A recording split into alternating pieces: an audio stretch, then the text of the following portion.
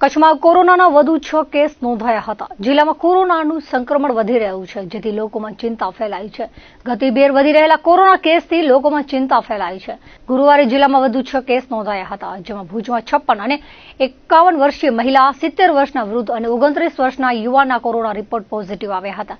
આ ઉપરાંત ગાંધીધામમાં 28 વર્ષીય અને મુન્દ્રામાં 27 વર્ષના યુવાનનો પણ કોરોના રિપોર્ટ પોઝિટિવ આવ્યો હતો। આ તમામ વ્યક્તિ હોમ આઇસોલેશનમાં રખાયા છે। વધુ 6 કેસ સાથે કચ્છમાં કુલ નોંધાયેલા કેસોની સંખ્યા 52 થઈ છે, જેમાંથી 22 દર્દી સાજા થયા છે અને હજુ 30 કેસ સક્રિય છે।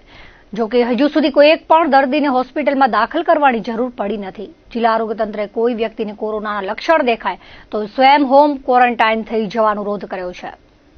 પશ્ચિમ ગુજરાત વીજ કંપની લિમિટેડ દ્વારા આવતીકાલે પ્રી મોન્સૂન કામગીરીના ભાગરૂપે ભુજ અર્બન વિસ્તારમાં 14 ફીડરનું સમારકામ હાથ ધરવામાં આવશે। ભુજ વિભાગીય કચેરી હેઠળના કુલ 26 અર્બન ફીડર પૈકી 15 ફીડરના મેન્ટેનન્સની કામગીરી પૂર્ણ કરી લેવામાં આવી છે। અન્ય 11 ફીડરની કામગીરી હાલે પ્રગતિમાં છે। આ કામગીરી જૂન મહિનાના અંત સુધી પૂર્ણ કરી લેવામાં આવશે। ભુજ પીજીવીસીએલના અધિકારીએ જણાવ્યું હતું કે ગેટકોનું શટડાઉન છે। તે વિસ્તારમાં ભુજ પીજીવીસીએલના 12 અર્બન ફીડરો આવે છે, જેની શનિવારે મેન્ટેનન્સ કામગીરી હાથ ધરવામાં આવશે। ભુજ વિભાગીય કચેરી હેઠળ જ્યોતિગ્રામના 68 ફીડરો આવેલા છે, જેમાંથી 21 ફીડરની મેન્ટેનન્સની કામગીરી પૂર્ણ કરી લેવામાં આવી છે, જ્યારે અન્ય 47 ફીડરની કામગીરી જુલાઈની 15મી તારીખ સુધી પૂર્ણ કરવાનું લક્ષ્યાંક રખાયું છે।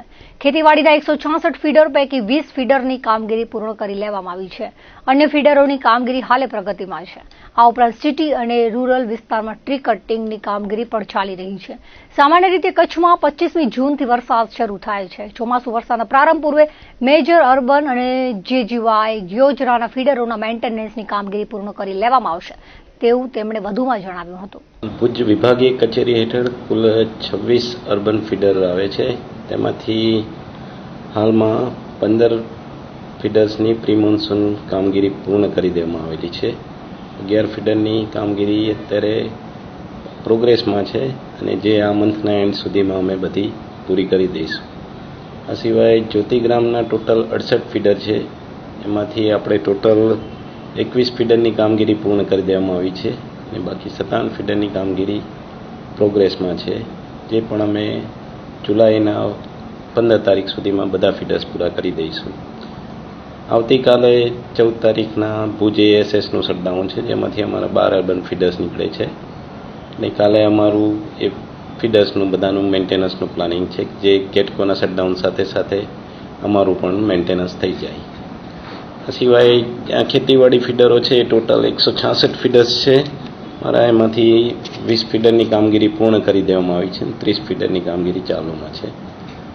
અમારી હાલ મેન્ટેનન્સ સાથે સાથે ટ્રી કટિંગની કામગીરી પણ ચાલુ છે, જ્યાં અમે સિટીમાં માણસો રાખીને કરાવીએ છીએ, ત્યાં રૂરલમાં ઝાડીને બધું વધારે છે ત્યાં જેસીબીને એ રીતે કરાવીએ છીએ અને અમારા પ્રયત્ન છે કે ચોમાસું ચાલુ થાય ત્યાં પહેલાં અમે મેજર જેટલા ફીડર્સ છે એ બધાનું મેન્ટેનન્સ કામગીરી પૂર્ણ કરી દઈએ।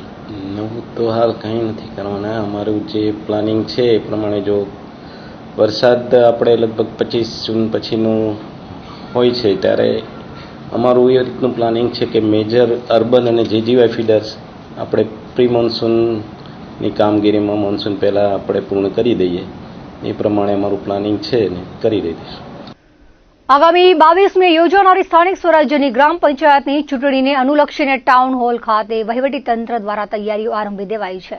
કલેક્ટર આનંદ પટેલે પ્રાંત અધિકારી જ્યોતિબેન ગોહિલના માર્ગદર્શન હેઠળ મામલતદાર, નાયબ મામલતદાર, ચૂંટણી ફરજના ઇન્ચાર્જ નોડલ અધિકારી દ્વારા તાલીમ શિબિરનું આયોજન કરાયું હતું। આ ચૂંટણી બેલેટ પેપર દ્વારા યોજવામાં આવનાર છે, એટલે ચૂંટણી દરમિયાન ફરજ બજાવતા 400 જેટલા કર્મચારીઓને વિવિધ તાલીમ આપવામાં આવી હતી। મામલતદાર એચબી વાઘેલાએ જણાવ્યું હતું કે રાપર તાલુકામાં 24 ગ્રામ પંચાયતની સામાન્ય ચૂંટણી અને 3 ગ્રામ પંચાયતની પેટા ચૂંટણી યોજાશે, જેમાં કુલ બૂથ 63 ઝોનલ રૂટ પર 400 જેટલા કર્મચારીઓ ફરજ બજાવશે। તાલીમ શિબિરમાં બેલેટ પેપર દ્વારા મતદાન અંગેની પ્રક્રિયા તેમજ જુદા જુદા નિયમો અંગે માર્ગદર્શન આપવામાં આવ્યું હતું। નખત્રાણા તાલુકાના દામાય ગામના જગદીશસિંહ ખુમાનસિંહજી સોઢા ઇન્ડિયન આર્મીની ટ્રેનિંગ સફળતાપૂર્વક પૂર્ણ કરીને માદરે વતન પહોંચ્યા હતા। ત્યારે તેમનું ભવ્ય શોભાયાત્રા સાથે સ્વાગત સત્કાર કરવામાં આવ્યું હતું. ભવ્ય શોભાયાત્રા દેશલ પર ગુતલીથી હરસિદ્ધિ માતાજીના મંદિર અને ધામાય ગામ સુધી યોજાઈ હતી. સ્વાગત કાર્યક્રમમાં ગામના વેપારી અગ્રણીઓ, રાજકીય સામાજિક આગેવાનો ઉપરાંત ગામના હોદ્દેદારો બહોળી સંખ્યામાં ઉપસ્થિત રહ્યા હતા. પ્રથમ દેશલ પર ગુતલી ગામે જગદીશસિંહ સોઢાનું ઉષ્માભેર સ્વાગત કરાયું હતું. ત્યારબાદ ઝીંઝાએ ગામે સમગ્ર ગ્રામજનો દ્વારા ઢોલ, કુમકુમ તિલક, ફૂલમાળા સહિત શોભાયાત્રાનું સ્વાગત કરાયું હતું. ધામાય મોટી ગામના બહોળી સંખ્યામાં ગ્રામજનો ઉપસ્થિત રહ્યા હતા અને જગદીશસિંહ સોઢાનું ભવ્ય સન્માન કર્યું હતું. ગામના ઉપસરપંચે ધામાય ગામના ગૌરવ સાથે યુવાનોને આર્મીમાં જોડાવા અભિલાષા વ્યક્ત કરી હતી. સાથે જગદીશસિંહ સોઢા પરિવારના વડીલ દ્વારા ગૌરવ સાથે રાજીપો વ્યક્ત કર્યો હતો. તેમજ મોરજર અખાડાના સંત દિલીપ દાદા અને મહેન્દ્રસિંહ પિથુરા પીર દાદા મંદિર ભુજ દ્વારા આશીર્વચન આપ્યા હતા. સોઢા નવેધામાં મુકામે સોઢા જગદીશસિંહ કુમારસિંહ જેઓ 6 મહિનાથી અગ્નિવીરની પરીક્ષા આપી નવી ધામાય ગામનો ગૌરવ કર્યો એ બદલ હું એમનો આભાર વ્યક્ત કરું છું. આવનારી મારા યુવા પેઢીઓને નમ્ર વિનંતી કે આવી અગ્નિવીર આર્મીમાં જોડાય અને ગામનું નામ રોશન કરે એવી અભિલાષા સાથે શુભકામનાઓ. ખરેખર જે રાષ્ટ્રીય ચેતના, રાષ્ટ્રભક્તિની દરેક નાગરિકની ફરજ એના જ ભાગરૂપે છેલ્લા 10 વર્ષથી નાનામાં નાના વિસ્તારમાં, નાના ક્ષેત્રમાં જે રાષ્ટ્રભક્તિની લાગણી અને જે રાષ્ટ્રપ્રેમ જે ઉદ્ભવ્યો છે એના જ ફળ સ્વરૂપે ખૂબ જ નાના એવા ગામમાં એક સોઢા પરિવારમાંથી જગદીશસિંહ કરીને જ્યારે એક સુરક્ષા દળના એક વિભાગની ટ્રેનિંગ પૂરી કરીને આજે પ્રથમ વખત ગામમાં જ્યારે પધાર્યા ત્યારે દેસર પરથી કરી અને છેક ધામાય સુધી એક સરસ મજાની રેલીના સ્વરૂપમાં એક રાષ્ટ્ર ચેતના જગાવવા માટે તિરંગાના સાથે જગદીશસિંહનું ખૂબ સ્વાગત કરવામાં આવ્યું. ત્યારબાદ આખા કચ્છમાંથી અલગ અલગ વિસ્તારમાંથી દરેક જ્ઞાતિના લોકો એને આવકારવા માટે, એના સન્માન માટે અહીંયા પધારેલા. ખૂબ ગૌરવ અને લાગણી અનુભવું છું કે એક કચ્છ જિલ્લાના નાના એવા ગામના એક સોઢા પરિવારમાંથી જ્યારે એક બાળક રાષ્ટ્રભક્તિ માટે, રાષ્ટ્રભાવના માટે સરસ મજાનું આ જ્યારે ડ્યુટી જોઈન્ટ કરે છે એના ખૂબ અજીપા સાથે હું વિરમું છું. જય હિન્દ, જય ભારત. ભુજની ભાગોળે MEH રોડ પર આવેલા યોગેશ્વર ધામ ખાતે નવનિર્મિત યોગેશ્વર મહાદેવ મંદિરનો ત્રિદિવસીય પ્રાણ પ્રતિષ્ઠા મહોત્સવ ધામધૂમથી ઉજવાયો હતો. ભીમ 11થી ત્રિદિવસીય મહોત્સવનો પ્રારંભ થયો હતો. પ્રથમ દિવસે ગણપતિ પૂજન, મંડપ પ્રવેશ, વાસ્તુ આદિ દેવતાનું પૂજન, જલયાત્રા ઉપરાંત રાત્રે કુમારી દેવાંશી સોમપુરા દ્વારા સાંસ્કૃતિક પ્રસ્તુતિ અને દાંડિયા રાસના કાર્યક્રમ યોજાયા હતા. દ્વિતીય દિવસે શોભાયાત્રા, પ્રતિષ્ઠા હોમ, સંતવાણી ડાયરો અને તૃતીય દિવસે પ્રાણ પ્રતિષ્ઠા હોમ, આરતી, થાળ, દાતા અને મહાનુભાવોના સન્માન સાથે મહાપ્રસાદનું આયોજન કરાયું હતું.